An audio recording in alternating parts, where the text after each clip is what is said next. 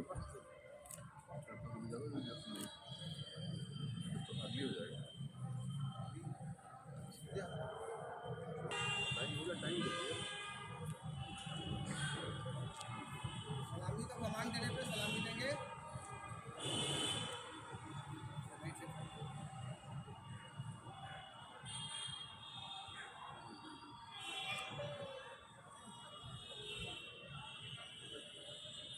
दे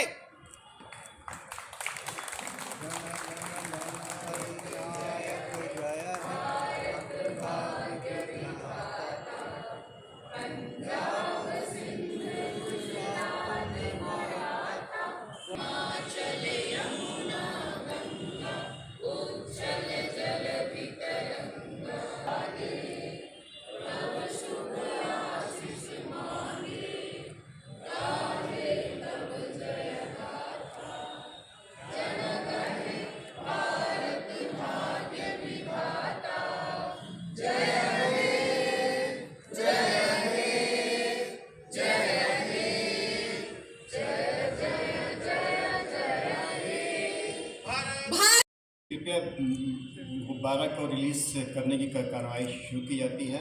हम सब तालियों से इसको सराहें।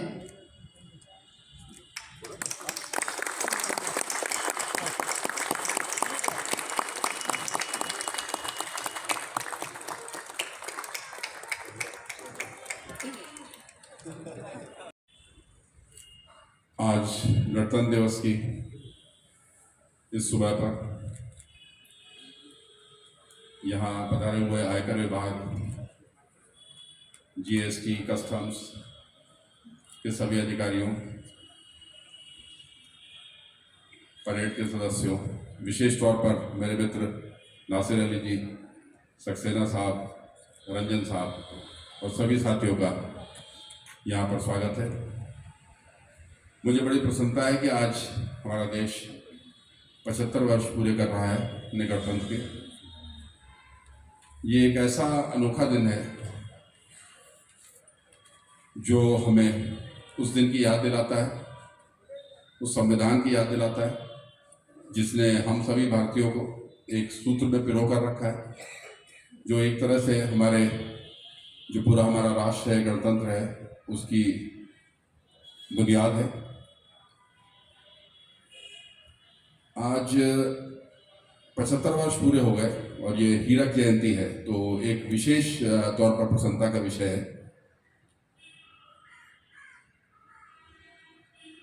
जहाँ तक संविधान की बात है, हम सभी जानते हैं कि ये दुनिया का सबसे लंबा और सबसे सुदृढ़ संविधान है और ये एक नज़ीर है पूरी दुनिया के लिए कि किस तरह से ये देश, जिसमें इतने तरह के भाषाएं हैं, इतने अलग अलग क्षेत्र हैं और हर तरह की भूमि है, हर तरह के लोग हैं, उन सब के लिए इस संविधान में प्रावधान है। सबको एक साथ गूंथ कर रखा गया है और इसी संविधान का सहारा लेकर पिछले 75 वर्षों में हमारी सरकारों ने तमाम कानून बनाए हैं जिससे ये देश आगे बढ़ता जा रहा है। देश आगे बढ़ रहा है, प्रदेश आगे बढ़ रहा है। हमें फख्र होना चाहिए। आज का जब मैंने अखबार खोला तो मुझे बड़ी प्रसन्नता हुई कि देखा मैंने पटना का नया जो एयरपोर्ट का भवन है, फरवरी तक पूरा हो जाएगा, अप्रैल तक उद्घाटन हो जाएगा, नई सड़क वहाँ के लिए बन रही है और विशेष तौर पर 4 विदेशी देशों के लिए, थाईलैंड और बर्मा आदि के लिए वहाँ से हमारे ही पटना के एयरपोर्ट से फ्लाइट शुरू हो जाएंगी। एक देखा रिपोर्ट खनिज विभाग की, तमाम तरह के जो मिनरल्स हैं वो हमारे बिहार में मिले हैं, कॉपर से लेके लेड और तमाम मिनरल्स, जो कि एक आगे के लिए एक बहुत ही सुखद संदेश है। 7 विभूतियों की, बिहार के 7 विभूतियों को पद्म विभूषण, पद्म भूषण एवं पद्मश्री से नवाजा गया है। तो बिहार हमारा और हमारा पूरा क्षेत्र और पूरा देश आगे बढ़ रहा है। लेकिन वहीं एक अगला पन्ना पलटा तो मुझे एक चिंताजनक बात दिखाई दी कि हमारा मुजफ्फरपुर जो है वो 300 से ज़्यादा AQI के साथ पूरे देश में सबसे अधिक पोल्यूटेड शहर होने का तमगा उसने प्राप्त किया।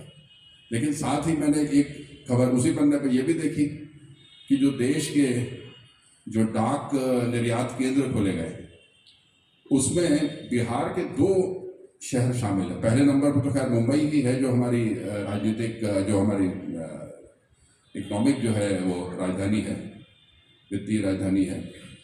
परंतु उसी लिस्ट में 10 नामों में पटना और मुजफ्फरपुर भी शामिल। मुजफ्फरपुर तो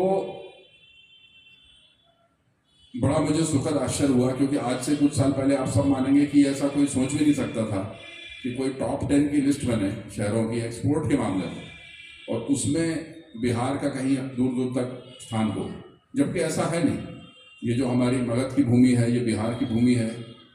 ये एक समय जब भारत जब सोने की चिड़िया कहलाता था, तो सोने की चिड़िया का सबसे ज़्यादा सोना तो यही था, और पूरे देश पूरे विश्व की GDP का 31% एक समय भारत में था। और उसके आंकड़े तो मुझे नहीं मालूम है कि मगध के कितने, लेकिन इसमें तो कोई शक नहीं है कि ये जो हमारा बिहार झारखंड का जो इलाका था, वो सबसे ज़्यादा शक्तिशाली राजा, सबसे ज़्यादा ज्ञानी लोग, सबसे ज़्यादा विकास, तमाम यहाँ पर विकास हुआ, ज्ञानी लोग रहे, भगवान बुद्ध आए, महावीर स्वामी आए, तमाम यहाँ पर बड़े बड़े संत हुए, महात्मा हुए, पीर हुए, फकीर हुए। तो ये ऐसी भूमि है कि न केवल फसलों के मामले में बल्कि इंसानों के मामले में भी ये सोना उगलती है।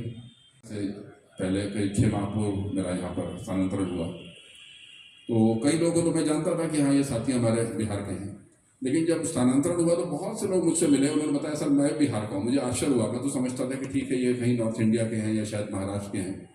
तो मुझे आश्चर्य हुआ कि कितनी ज़्यादा संख्या में बिहार के लोग, और ये सिर्फ आयकर विभाग ही नहीं, हर विभाग में ही, हर जगह ही, हर स्थान पे हम देखते हैं कि बिहार के लोग बाहर जाकर पूरे विश्व भर में बहुत अच्छा काम कर रहे हैं। लेकिन अभी तक हमारी यही एक शिकायत थी सारे बिहार वासियों की, पूरे देशवासियों की, कि बिहार वासी जब इतने काबिल होते हैं, इतना अच्छा करते हैं, तो बिहार खुद में क्यों नहीं ऐसा हो पा रहा है। लेकिन अब इसमें बदलाव दिख रहा है, और जैसा मैंने कुछ आपको खबरें बताई, लेकिन साथ में चिंता की भी बात दिखी कि पोल्यूशन इतना बढ़ रहा है और हम नंबर 1 में आ गए, वो बड़ी दुखद बात है। तो हमें ये समझना है कि हम विकास के पथ पर चलें, लेकिन अपने को संयमित रखें और चारों तरफ निगाह रखें कि हमारे एक कदम से, एक अच्छे कदम से कहीं ऐसा तो नहीं कि कहीं कुछ ऐसा हो रहा है जो कि सही नहीं है। और इस मामले में हमें संविधान जो है, हमारा भारतीय संविधान, वो हमें ज्ञान देता है।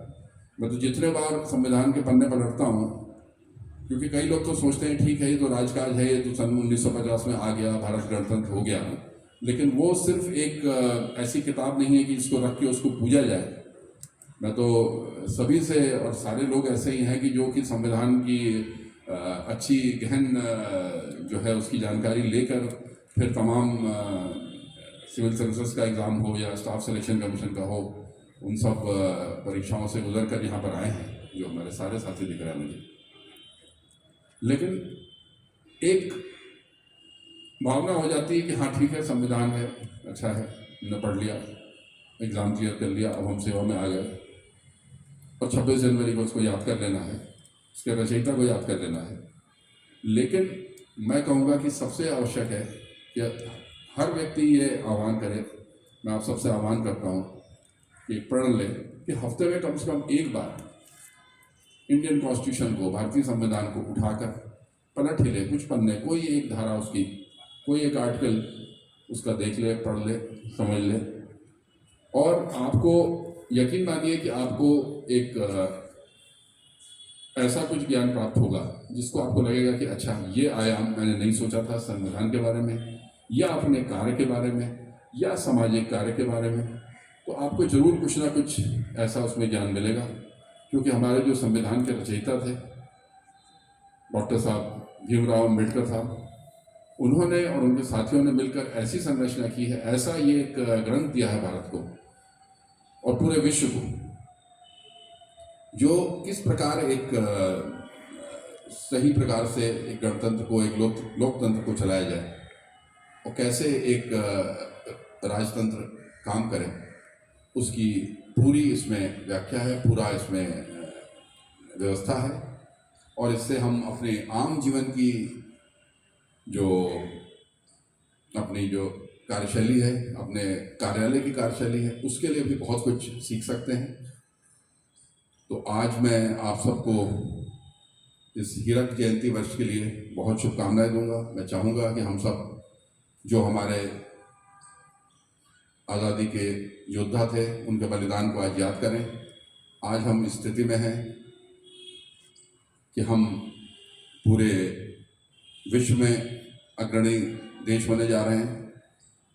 कोई भी आप पैरामीटर लें तो भारत उसके टॉप 10 में है, टॉप 5 में है, या नंबर 1 भी है। और ये सब इसीलिए संभव हुआ कि हमारा देश आज़ाद हुआ। हमारे देश के आज़ादी के सेना नायकों ने इसमें अपना लहू दिया, लाठियाँ खाई, सब कुछ सहा, और उसके बाद हमारा देश आज़ाद हुआ और फिर हमें यह संविधान मिला। तो आज जो संविधान के हमारे रचयिता हैं अम्बेडकर साहब हैं, और सारे उनको नमन करते हुए हमारे आज़ादी के सारे जो मतवाले थे, दीवाने थे, भारत को आज़ाद कराने के लिए जिन्होंने अपना बहुमूल्य समय दिया, पसीना बहाया, लाठियाँ खाई, खून दिया, उन सबको नमन करते हैं। और मैं आप सबसे यही उम्मीद करूँगा कि इसी प्रकार हम आगे बढ़ते रहें, लेकिन अपनी जो एक संविधान है उसको ज़रूर उस पर अपना ध्यान रखें। और इसी के साथ मैं आप सबको बधाई देता हूँ। और आज हमारे एक मैं बात आप लोग को बताना चाहूँगा, अभी उसका पुरस्कार वितरण भी होगा। और ये पुरस्कार नहीं है, एक विशेष प्रकार का सम्मान है, क्योंकि मैंने ये देखा कि हमारे बिहार झारखंड में जो आयकर विभाग में जो डिपार्टमेंटल प्रमोशन कमेटी की जो मीटिंग्स थी वो होती थी, लेकिन कुछ देर से हो जाती थी, कई समय से हो जाती थी, लेकिन सारे कैडर के नहीं होते थे। तो इस बार हम सब ने, मैंने, मेरे साथियों ने ये प्रण लिया कि हम इसको जो DOPT का मॉडल कैलेंडर उसके अनुसार ही करेंगे। और पहले तो ये लगा कि ये नहीं संभव है, क्योंकि 16, 17, 17, 18 की पुरानी रिव्यू DPC होनी थी और सप्लीमेंट्री DPC होनी थी। तो ये सब करते कराते और फिर 2025 की वैकेंसी ईयर की एडवांस DPC कैसे हो पाएगी, और 31 दिसंबर तक तो नहीं मुमकिन है, ऐसा महसूस हो रहा था। लेकिन फिर हमारे वो साथी, वो सब संकल्प से, उनके अथक परिश्रम से और सूझबूझ से, तो जो जितनी गुत्थियाँ थी उसको सुलझाया गया और परिणाम आपके सामने है। बिहार झारखंड प्रभार जो है आयकर विभाग का, वो देश के कुछ गिने चुने रीजन्स में है जिन्होंने कि जो DOPT का मॉडल कैलेंडर है उसको पूरा किया। पूर्व के जितने भी समस्याएं थी प्रमोशंस में, उनको रिजॉल्व किया, और हम इस स्थिति में आ गए कि 1 जनवरी को जितने भी प्रमोशन थे हर कैडर में, चाहे वो MTS हो या टैक्स असिस्टेंट, नोटिस सर्वर से लेकर ITO तक, क्योंकि जो हमारा इसमें जो हमारा जो मैंडेट है वो ITO तक है, असिस्टेंट कमिश्नर उसके ऊपर के प्रमोशन बोर्ड से होते हैं। तो आप ये समझिए कि 9 लोगों को बोर्ड ने भी प्रमोट कर दिया, असिस्टेंट कमिश्नर भी, और उन प्रमोशंस के अगेंस्ट एक व्यक्ति ने अपना प्रमोशन, वो बाहर नहीं जाना चाहते थे, उन्होंने फॉरगो किया, लेकिन बाकी 8 ने उसी दिन ज्वाइन किया। वो जो वैकेंसी ITO की क्रिएट हुई अगले ही दिन, यानी 1 जनवरी के दिन, उन 8 लोगों को भी हम लोगों ने प्रमोशन दे दिया। और इस प्रकार आप समझिए कि बिहार झारखंड सारे जो अग्रणी रीजन थे उनके बराबर ही नहीं आ गया, बल्कि एक कदम आगे चला गया, क्योंकि ये कदम और किसी ने नहीं किया कि बोर्ड की बनाई हुई वैकेंसी को तुरंत इस पे कार्रवाई करें। तो तुरंत हम लोगों ने किया। मुझे बहुत, मेरा सीना गर्व से चौड़ा हो गया। और जो हमारे जिन लोगों ने, ये तो मैं तो सिर्फ एक अपनी सेना का नायक हूँ, लेकिन जो हमारे जिन लोगों ने वास्तव में प्रयास किया, ये जो 16-17 लोग हैं, उनको अभी बुलाया जाएगा, सम्मानित किया जाएगा। मैं उन सबको धन्यवाद देता हूँ और उन सबको प्रति आभार व्यक्त करता हूँ। और मैं उम्मीद करता हूँ कि उनके उदाहरण को देखते हुए हम सब इसी प्रयास करेंगे कि जो कार्य होना चाहिए, सही तरह से होना चाहिए, हम उसको करें, कितना भी उसके लिए मेहनत लगे। तो मैं अपने उन सभी साथियों को, मुझे उम्मीद है आज यहाँ पे हैं, उन सबको मैं बधाई देता हूँ। साथ ही यहाँ पर कुछ और बड़े अच्छे कार्यक्रम हुए। एक ओरी चिरैया करके जो पॉश एक्ट है जेंडर सेंसिटाइजेशन के लिए, उसमें बहुत ही अच्छा एक कार्यक्रम, जिसमें कि एक प्ले है, जिसके बाद एक